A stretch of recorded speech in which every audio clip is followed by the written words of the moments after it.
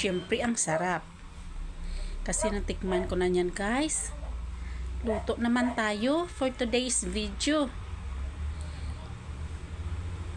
Ang ating niluluto ngayon guys. Masarap naman ito guys. Kahit hindi tag-ulan o taglamig, masarap din. Mag-gisa na tayo guys ng ating mga aromatics. Like garlic grass, onion slice,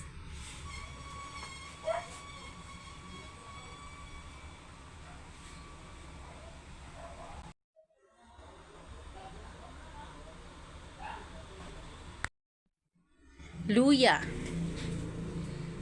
Kasi chicken yung ating lulutuin ngayon guys. So, mas masarap pag may luya. Ahos, bombay, luya. Na golden brown na guys. Yung ating iginigisa na mga panakot naton. Tawag sa Ilonggo. At ang bango na guys. Super bango na. Lagay na natin yung ating kamatis. At igisa lang natin dyan yung ating kamatis. Asim ng ating niluluto ngayon guys. Ayan guys yung ating chicken. Idala na natin sa gisa yung ating chicken.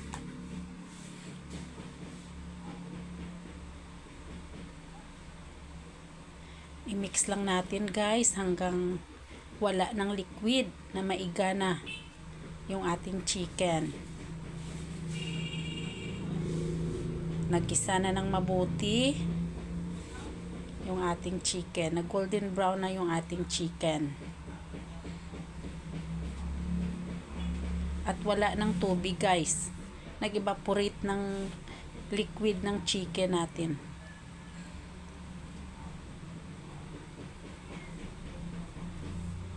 At lagyan na natin yan ng tubig guys.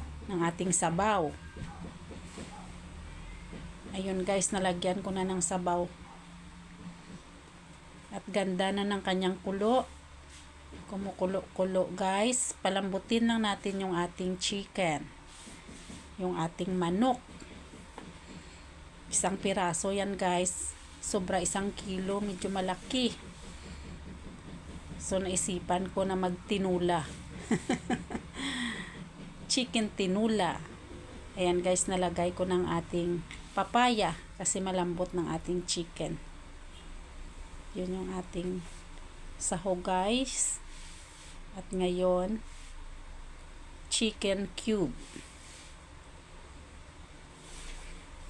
Dagdag mong palasa. Mix lang natin hanggang mag-combine yung mga flavors. Yan guys. Malambot ng papaya na ilagay ko na ang malunggay. Ready to serve.